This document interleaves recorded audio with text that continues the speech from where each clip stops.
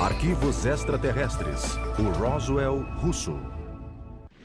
A base militar ultra-secreta de Kapustin Yar, localizada 100 quilômetros a sudeste da antiga Stalingrado e 800 quilômetros ao sul de Moscou, foi construída sob a direção pessoal de Joseph Stalin. É a maior e mais antiga instalação militar da Rússia.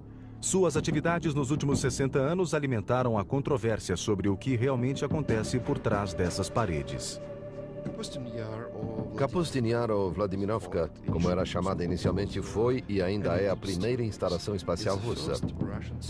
Sou Vladimir Semenov e trabalhei na KGB por 26 anos. Em Kapustin Yar tudo era secreto, não havia nada lá que não fosse secreto. Sou Sergei Khrushchev, o filho do ex-premier da União Soviética, Nikita Khrushchev.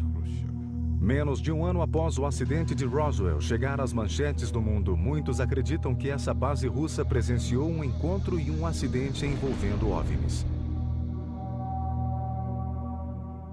19 de junho de 1948, início da noite. De acordo com os relatórios, os controladores de tráfego aéreo de Kapustin Yar avistaram um estranho objeto na tela do radar. No mesmo momento, um piloto de caça MiG viu em sua frente um OVNI com aparência de um grande charuto prateado, a 10 quilômetros da base. O piloto entrou em contato com a base para dizer que uma luz brilhante ofuscava sua visão. Um piloto russo encontrou um OVNI em 1948 e tentou atacá-lo com resultados desastrosos para ambos. O piloto foi cegado pelos raios de luz que emanavam do OVNI. Acredita-se que, sob ordens diretas do comandante da Força Aérea Soviética, o piloto tenha travado o combate com o OVNI por 3 minutos antes de lançar um míssil que finalmente derrubou o objeto.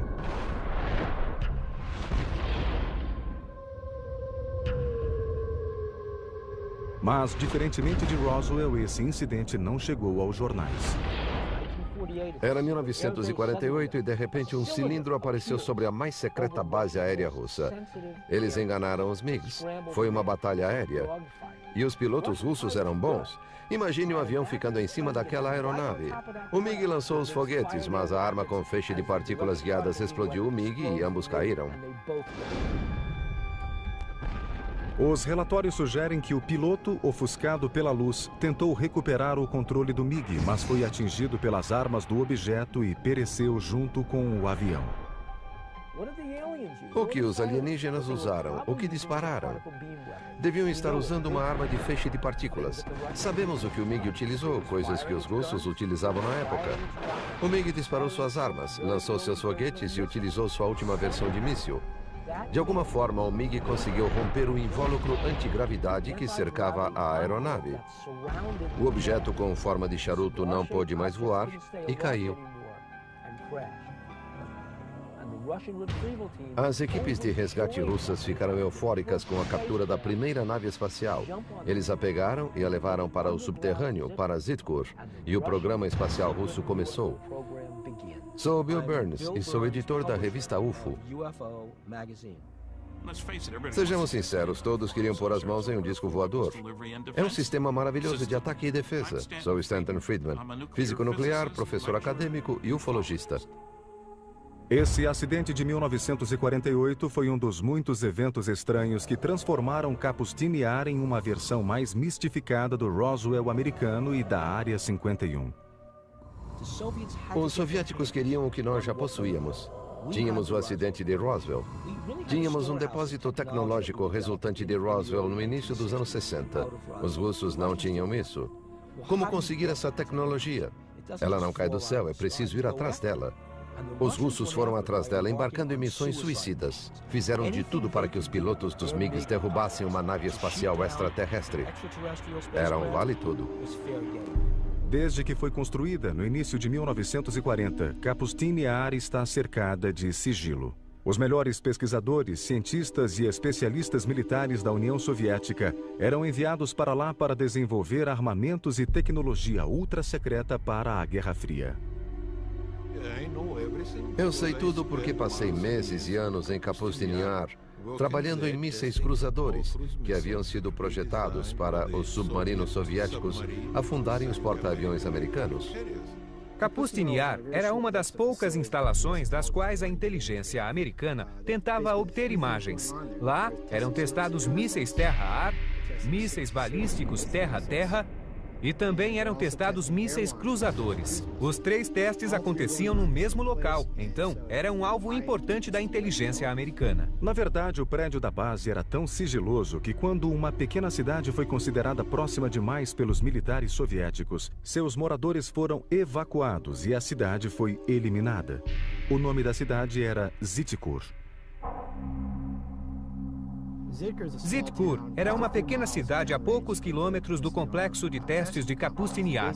Provavelmente os russos devem ter decidido que o povo podia ver o que era testado na base e que seria melhor extinguir a cidade. Muitos pesquisadores acreditam que o nome Zitkur foi posteriormente designado ao Centro Subterrâneo de Pesquisa de OVNIs de Kapustin Yar. Acredita-se que em Zitkur e em Kapustin Yar há um depósito de OVNIs e cadáveres dos visitantes e dos membros da tripulação. Zitkur equivale ao que a Área 51 representa para a base da Força Aérea de Nellis em Groom Lake, Nevada. Vários países possuem diversos locais para onde levam sua tecnologia alienígena. Lá eles tentam decifrá-la, compreendê-la e tentam aplicar a engenharia reversa. Muito antes do acidente, em 1948, a área próxima a Kapustin Yar e outros lugares da Rússia foram palco de estranhos encontros com OVNIs muito bem documentados. Alguns são anteriores à Rússia, tal qual a conhecemos. A Rússia é uma terra enorme e os OVNIs são vistos sobre seus territórios há milhares de anos. Sou Paul Stonehill, coautor de UFO-USSR. Um OVNI foi visto em 950 a.C. por um viajante estrangeiro chamado Ibn Fetlan. Ele e seus companheiros viram objetos estranhos nos céus que os assustaram terrivelmente. Mas os moradores riram deles e disseram que viam com frequência batalhas aéreas, seres lutando entre si, aeronaves estranhas, coisas parecidas com uma cena de Guerra nas Estrelas, de um filme moderno.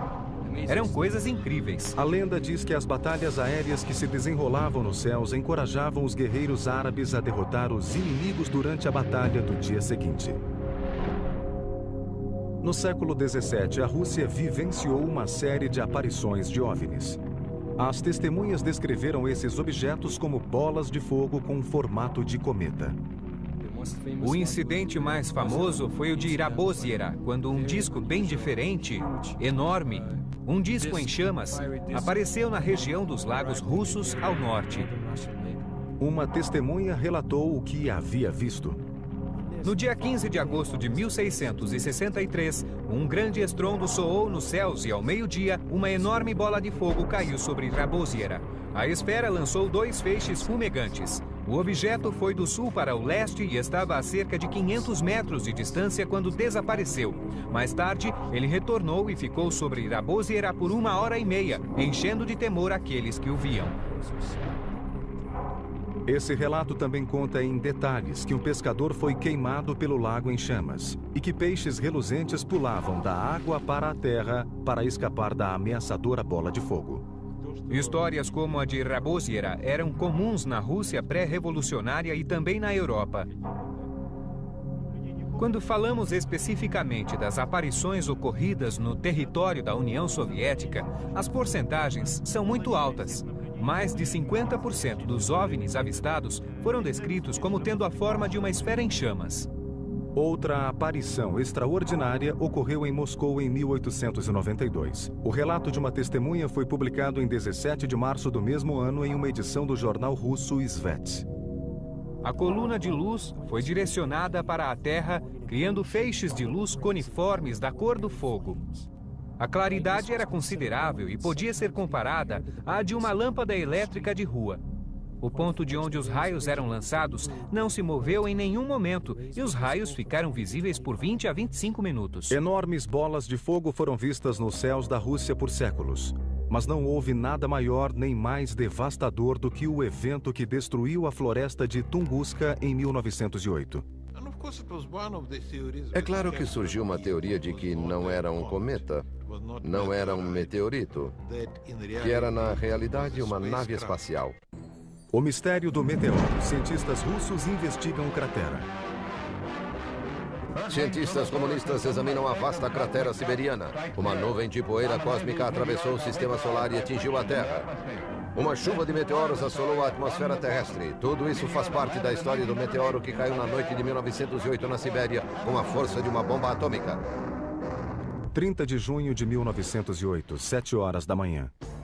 A tranquila floresta de Tunguska, na Sibéria, foi atingida por uma explosão ensurdecedora com força equivalente à de uma bomba de hidrogênio de 40 megatons. Árvores enormes se quebraram como se fossem galhos, enquanto a explosão dizimava a floresta. Os efeitos do abalo foram sentidos na Europa Ocidental e inicialmente acreditava-se que fora causado por um meteoro gigante que caíra na Terra. Minha conclusão pessoal foi de que era a Mãe Natureza exibindo sua força. Não havia inteligência por trás do que havia acontecido ali. Não foi um foguete, não foi uma bomba, enviada para nos mostrar que os alienígenas estavam observando os terráqueos. Literalmente é uma catástrofe vinda do espaço. Resumo das notícias. Os pesquisadores de OVNI alegam que se essa explosão foi resultado de um meteoro, por que não foram encontradas crateras em Tunguska? Isso é algo que os cientistas até hoje não conseguem explicar. Foi uma explosão, digamos assim, embora alguns a chamem de implosão. Quilômetros inteiros da floresta de taiga foram destruídos.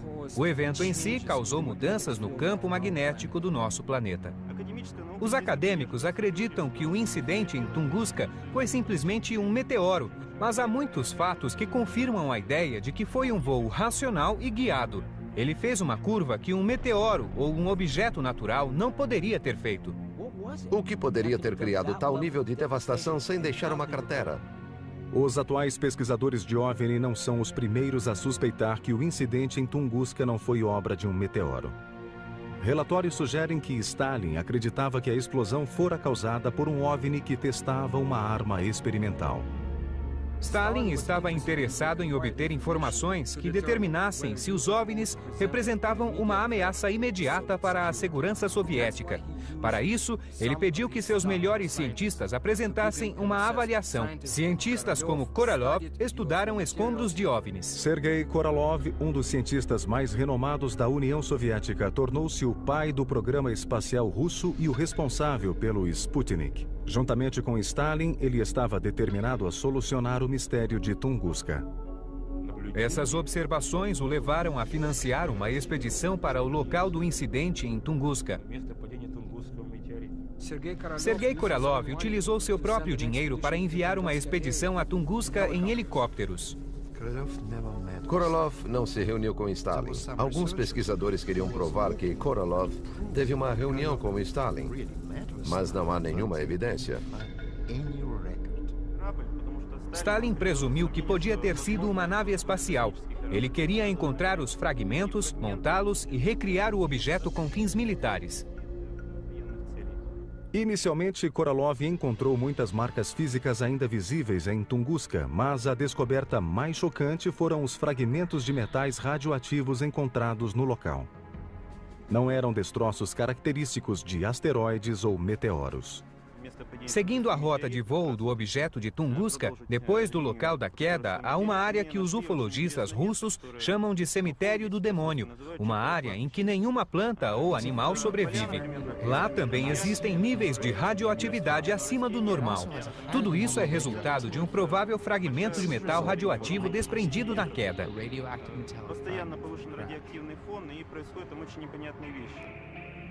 Os níveis de radiação estavam lá e os meteoros não caem com tal nível de radiação. Então, uma das histórias diz que uma nave-mãe explodiu. Acredita-se que Korolev confessou a Stalin que o incidente em Tunguska fora de fato causado por um OVNI e que fragmentos dele ainda estariam espalhados pela área. No entanto, no relatório oficial ultra-secreto, Korolev teria contado uma história bem diferente. A declaração oficial foi de que Tunguska fora resultado de um meteoro gigante. A ideia era que se a informação estivesse de acordo com a burocracia, tudo bem, senão ela era negada. Para onde foram levados os fragmentos radioativos de Tunguska? Alguns acreditam que as provas foram levadas à base subterrânea de Kapustin Yar, Zitkur. Vários países possuem diversos locais para onde levam sua tecnologia alienígena. Os soviéticos a depositavam em Zitkur, que era o local onde poderiam estudá-la, tentar entender sua tecnologia e descobrir como utilizá-la. E é claro que a segurança nessas bases tinha ordens para matar invasores. Será que os cientistas que trabalhavam no laboratório subterrâneo de Zitkur utilizavam os destroços do OVNI para aperfeiçoar o programa espacial e de mísseis antiaéreos? Eles tinham alguns homens que comandavam o projeto e impulsionaram o programa espacial. Sir Fred Kulik, da Caltech, o chefe do programa espacial, tinha ligação direta com Stalin e depois com Khrushchev. Há relatos de que, já na Segunda Guerra Mundial, os militares soviéticos ordenavam que os pilotos de MiG derrubassem OVNIs para que pudessem vencer os americanos na busca por tecnologia alienígena. Logo depois, ocorreu o incidente do Roswell russo, em 1948. Isso nos mostra dois interesses em relação aos OVNIs. Primeiro, queriam a nova tecnologia para superar a tecnologia de voo inimiga. E segundo, precisavam se precaver contra as armas utilizadas pelos OVNIs. De qualquer forma, era preciso abater as naves. Quando descobriram que destroços de Tunguska e do incidente de 1948 eram estudados em Zitkur, os inimigos da Rússia ficaram intrigados com o que poderia estar acontecendo na superfície e nos subterrâneos da base militar ultra-secreta. A CIA tinha agentes na União Soviética nos anos 50 que haviam informado sobre os OVNIs. A CIA estava muito interessada no que estava acontecendo na União Soviética. No início da Guerra Fria, a base soviética de testes militares de Kapustin Yar tornou-se foco de atividades secretas que envolviam testes de armas avançadas, mísseis e foguetes. Após a Segunda Guerra Mundial e a criação da bomba atômica, os russos ainda não haviam conseguido construir armas atômicas menores. Então tiveram de fabricar foguetes grandes para carregá-las. Nós ainda tínhamos foguetes de tamanho considerável, mas podíamos fazer armas menores. Desde o início, os russos visualizavam foguetes grandes. E isso foi vantajoso para o programa espacial. Os russos possuíam um documento assustador em um dos 20 arquivos que analisei. Ele afirmava que os russos haviam feito mais progresso em 18 meses no desenvolvimento de armas nucleares e nos métodos de lançamento do que se previa para os 5 anos seguintes. E isso foi em 1951. No início dos anos 50, rumores de atividade alienígena e experimentos em Kapustin Yar transcenderam as fronteiras soviéticas. Essa notícia alarmante teria levado os americanos a descobrir de uma vez por todas se os soviéticos haviam capturado tecnologia alienígena.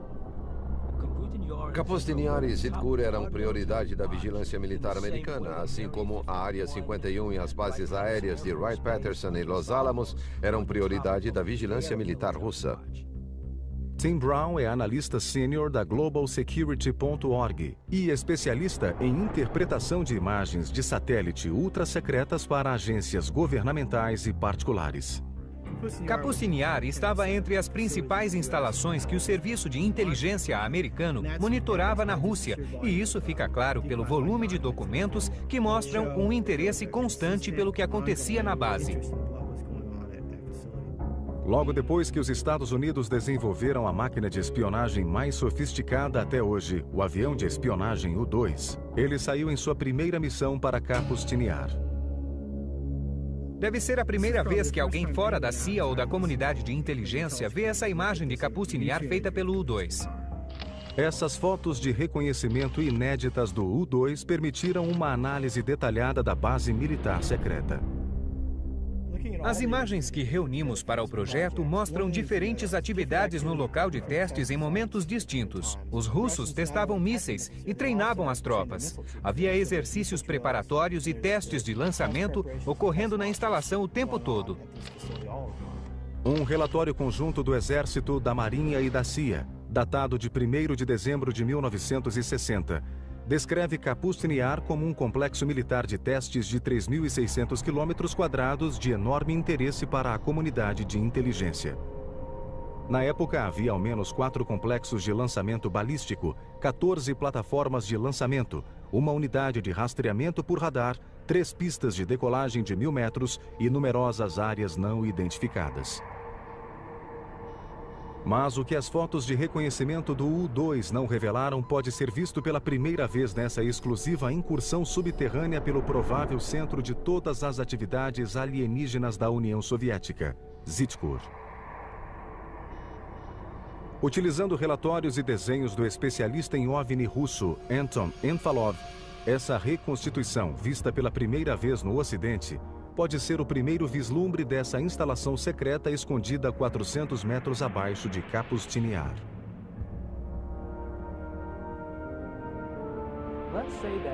Se tivéssemos a oportunidade de conhecer o laboratório de OVNI russo mais secreto que existe, veríamos que não é ultra sofisticado nem super iluminado. É úmido, escuro, lúgubre. É extremamente compartimentado como um shopping subterrâneo. A diferença é que lá há várias salas onde uma tecnologia estranha é desmontada e remontada.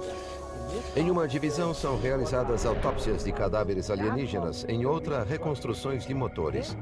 Há máquinas fantásticas que são usadas para testar alguns componentes. E, finalmente, há hangares subterrâneos imensos. O que impressiona é que lá não há aviões. Há aeronaves com formato cilíndrico em vários estágios de deterioração, porque são destroços, e vão passar pela engenharia reversa. É isso o que veríamos na base. Seria esse o local secreto para onde foram levados os destroços do Roswell russo de 1948 e os fragmentos do OVNI de Tunguska? Não posso negar os rumores dos chamados OVNIs capturados. Os soviéticos tentaram recuperar fragmentos perdidos dos testes secretos. Para eles, seria conveniente dizer que haviam capturado um OVNI, que possuíam um OVNI. Mas por que manteriam um sigilo tão grande a respeito dos OVNIs? Essa instalação experimental fortemente protegida e especializada em engenharia reversa fora projetada para destruir os Estados Unidos? Kapustin Yar era utilizada para o desenvolvimento de foguetes, aeronaves, armamentos, armas a laser. Então precisavam de forte segurança, uma boa estrutura para os cientistas e instalações para computadores. Portanto, é bem provável que realizassem a pesquisa avançada sobre OVNIs lá. Não com um, mas com vários OVNIs. Seria o mais natural. E é claro que haveria bases subterrâneas, pois era preciso se proteger contra aeronaves invasoras, como o U-2. Outro aspecto misterioso de Kapustin Yar são os estranhos padrões no chão. Stalin e Korolev teriam posicionado esses padrões estrategicamente para atrair OVNIs para a base? Alguns pesquisadores acreditam que os russos teriam emprestado essa ideia de antigas civilizações, cujas pirâmides construídas em formatos e padrões geométricos atrairiam habitantes de outros mundos. Observando Kapustin Yar dos céus, podemos ver diversas instalações, marcas e padrões que, para o olho inexperiente, parecem de outro planeta e não da Terra. Mas eles lembram algo que poderíamos ver na América do Sul, na cultura maia ou talvez nos círculos das colheitas. Entre os relatos de quedas de OVNI e a pesquisa ultra-secreta, como os soviéticos exibiam seus avanços em Kapustin Yar? Essa é uma data para os jovens russos se lembrarem. 4 de outubro de 1957, quando foi lançado o primeiro satélite terrestre, o Sputnik. Em 4 de outubro de 1957, o programa espacial soviético lançou em órbita o primeiro satélite artificial do mundo. Na história da Terra, nenhum outro evento captou a imaginação de tantas pessoas como esse primeiro passo em direção ao espaço. 4 anos mais tarde, os russos venceram os americanos mais uma vez ao levar Yuri Gagarin ao espaço no primeiro voo tripulado a orbitar a Terra. 2 façanhas que colocaram a União Soviética bem à frente na competitiva corrida espacial. Fomos os primeiros nesse e em todos os passos seguintes no espaço. Eu diria que ficamos à frente dos americanos por quase 10 anos. Os soviéticos ultrapassaram os americanos. Primeiro homem no espaço, primeira mulher no espaço, primeiro passo, primeiro encontro no espaço, primeiro acoplamento no espaço. E assim por diante até 1981, quando o ônibus espacial foi lançado. Tenho certeza de que os russos aplicaram a engenharia reversa em todo objeto que conseguiram capturar, quer fosse americano, alemão ou alienígena. A principal autoridade russa em OVNIs é um homem tão lendário e popular no país que é conhecido somente pelo sobrenome, Ajaja. É a primeira vez que um grupo americano filma esse local de aterrissagem de OVNI.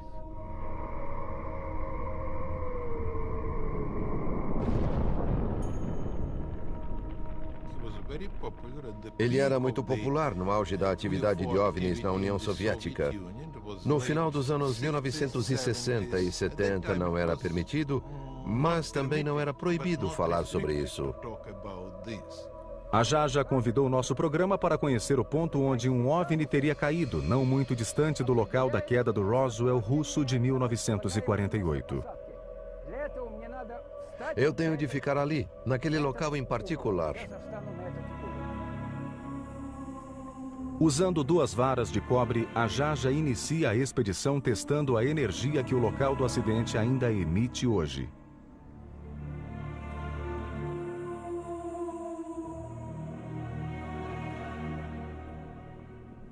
Aqui está, um sinal negativo, bem ali, lá embaixo.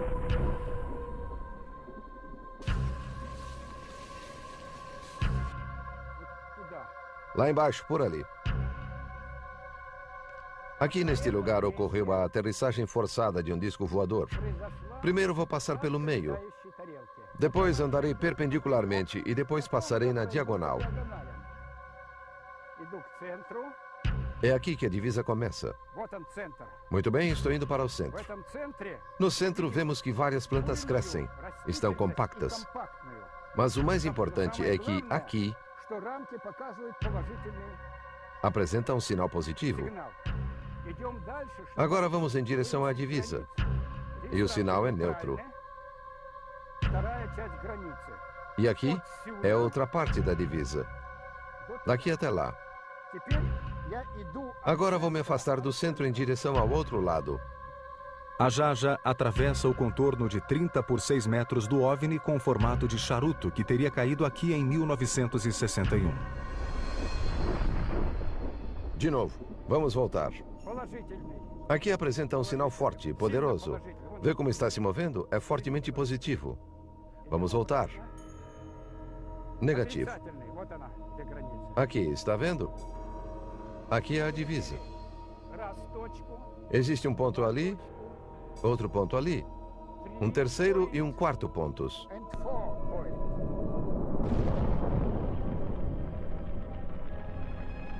Os animais evitam esse lugar, eles dão a volta. O gado não pasta aqui. Sim, existe uma energia desconhecida que afeta as pessoas de modo negativo, como as experiências já mostraram.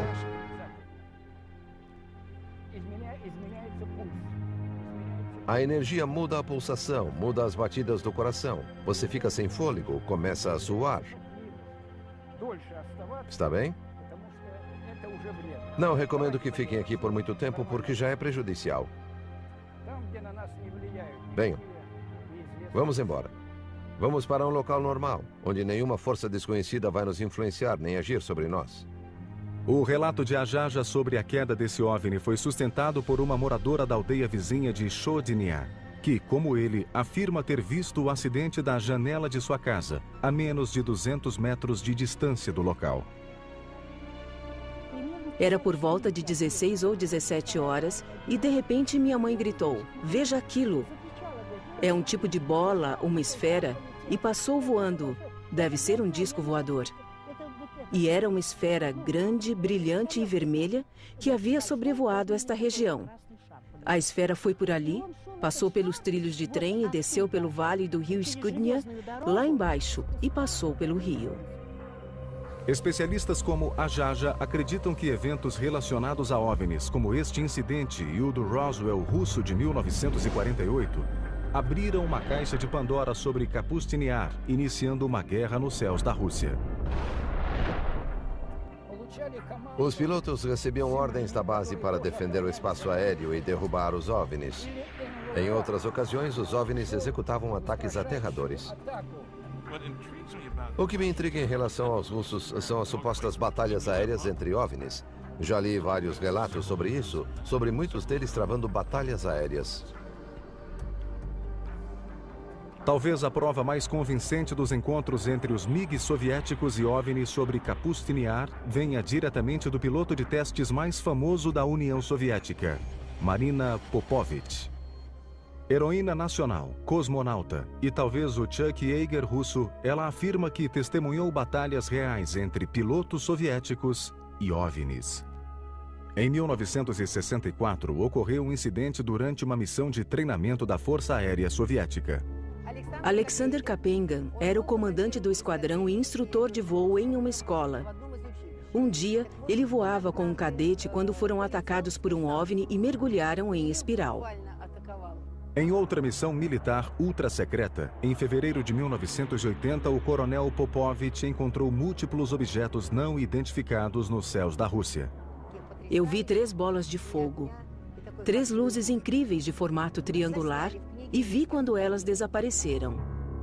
Outro piloto de caças MiG, o coronel Vyatkin Lev Mikhailovich, concordou em fazer um relato pessoal inédito para nossas câmeras. 7 de agosto de 1967. 18 horas e 30 minutos. O coronel Mikhailovich reportou que seu MiG fora momentaneamente capturado em pleno voo por um OVNI. Eu fazia uma manobra para a esquerda. De repente vi uma luz em cima de mim. Um enorme disco começou a me iluminar lentamente. Só tive tempo de inclinar o avião, mas a asa atingiu um raio de luz. O avião tremeu e os ponteiros e instrumentos começaram a se mover sem parar, como se um raio de luz se dissolvesse em pequenos pontos de luz. Fiquei muito surpreso quando meu técnico disse que a asa do avião estava brilhando. Depois, a asa esquerda ficou brilhando por uma semana inteira no hangar. A asa foi lavada com querosene e logo o brilho desapareceu.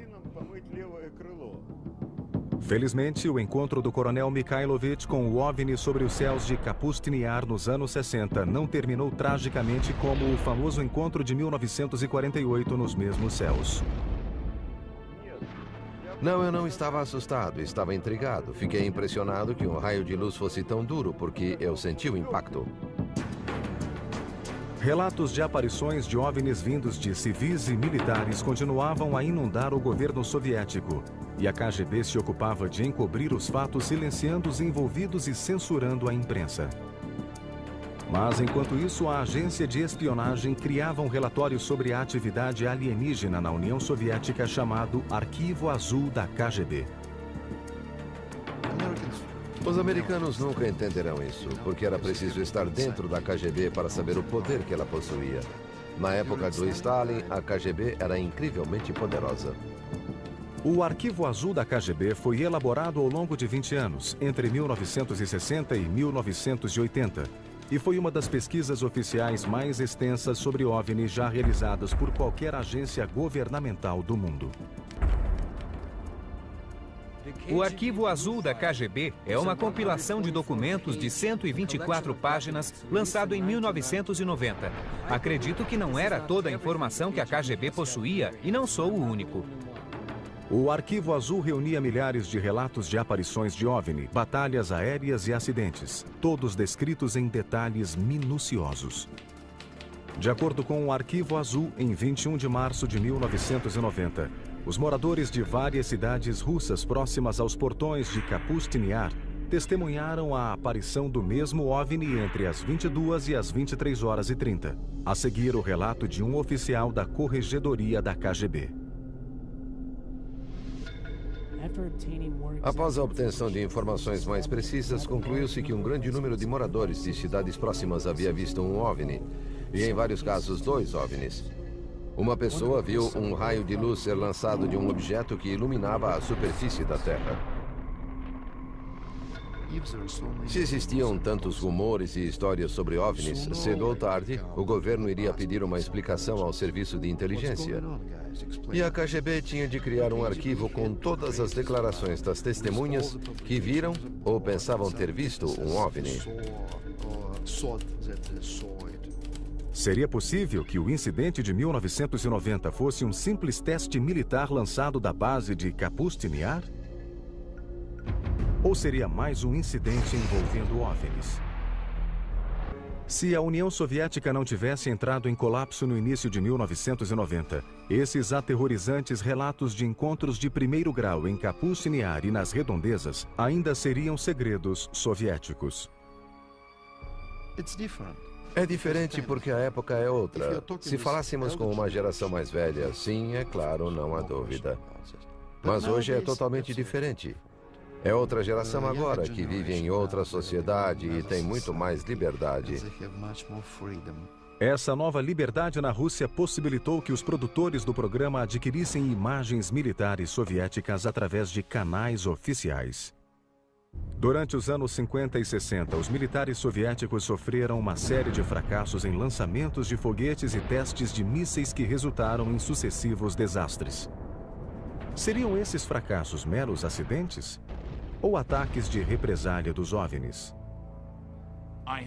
Eu conheço uma história, e normalmente não falo sobre mitos, mas fiquei sabendo que 4 veículos de lançamento soviéticos foram explodidos nas plataformas por alienígenas, porque pretendiam derrubar discos voadores.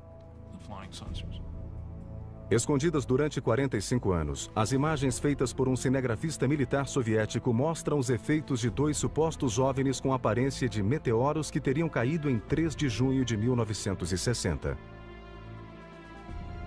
Pelo que foi apurado, nenhuma pessoa, além dos militares soviéticos e da KGB, tiveram acesso a essas imagens. 3 bombeiros do Exército Vermelho são vistos afastando-se de uma imensa bola de fogo. De acordo com os relatos, ela continuou a se expandir, provocando explosões na área por mais de 1 hora. Um dos OVNIs com formato de meteoro teria destruído 3 foguetes soviéticos nas plataformas de lançamento, enquanto o outro destruía um depósito de combustível a poucos metros de Zhitkur, o centro subterrâneo de pesquisa de OVNIs. Os escombros dos 2 OVNIs vistos aqui foram rapidamente levados a Zhitkur.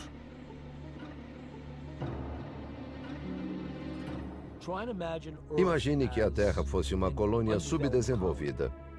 Assim como os Estados Unidos e a União Soviética lutaram por territórios, travaram guerras políticas, se os alienígenas quisessem nossos recursos, lutariam pela Terra, tal como americanos e soviéticos disputaram territórios depois da Segunda Guerra Mundial.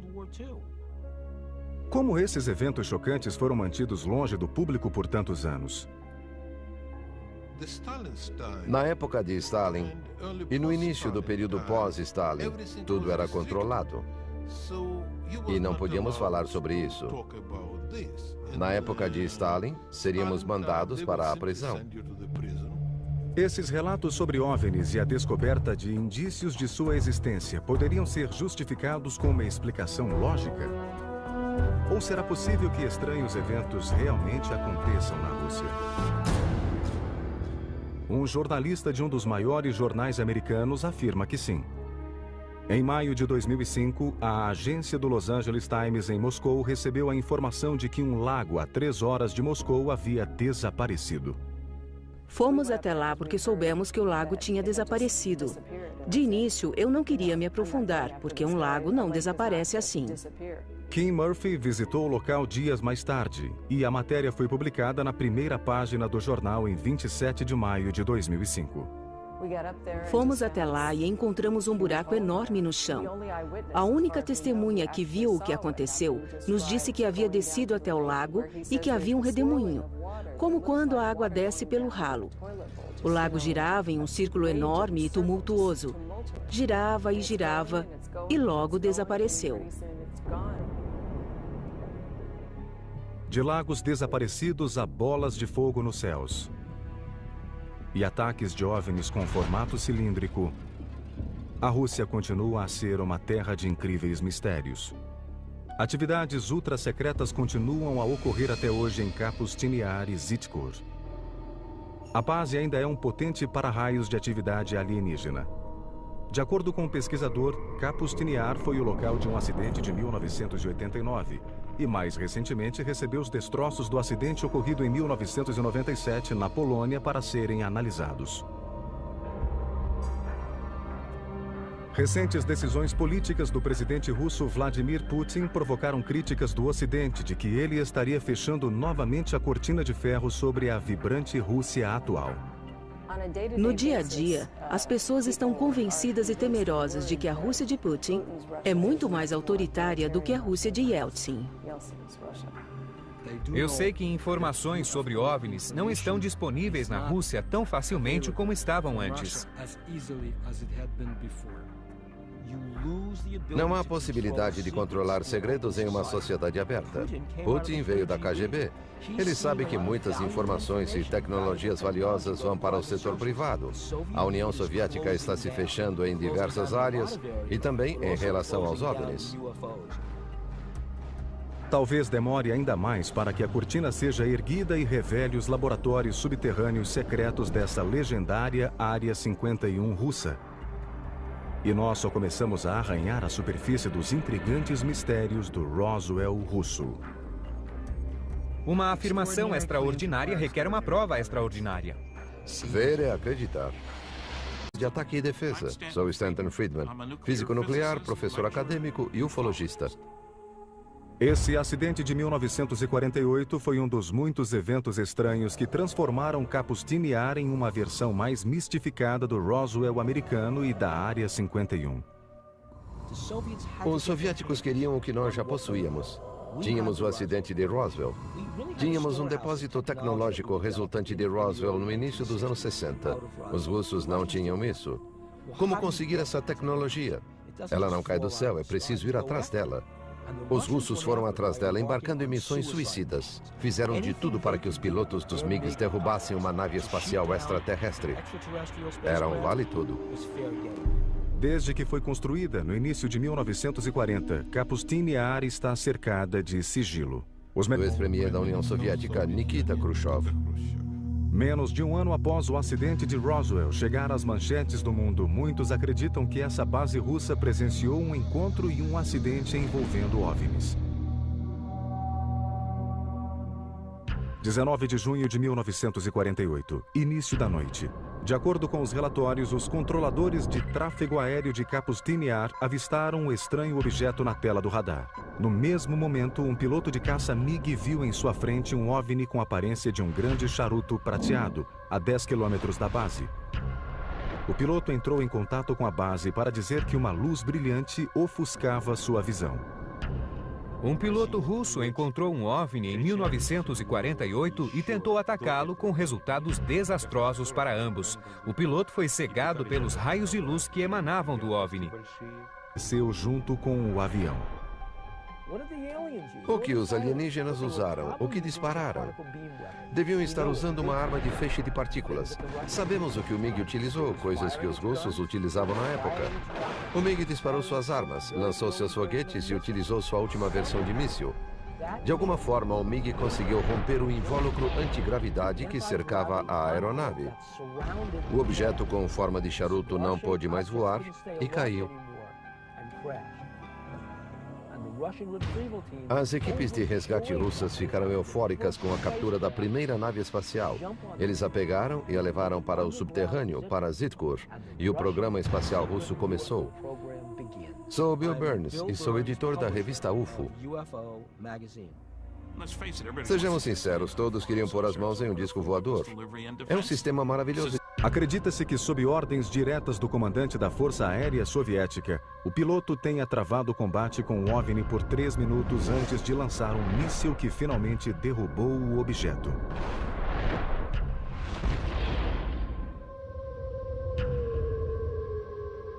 Mas, diferentemente de Roswell, esse incidente não chegou aos jornais. Era 1948 e, de repente, um cilindro apareceu sobre a mais secreta base aérea russa. Eles enganaram os MiGs. Foi uma batalha aérea. E os pilotos russos eram bons. Imagine um avião ficando em cima daquela aeronave. O MiG lançou os foguetes, mas a arma com feixe de partículas guiadas explodiu o MiG e ambos caíram. Os relatórios sugerem que o piloto, ofuscado pela luz, tentou recuperar o controle do MiG, mas foi atingido pelas armas do objeto e pereceu.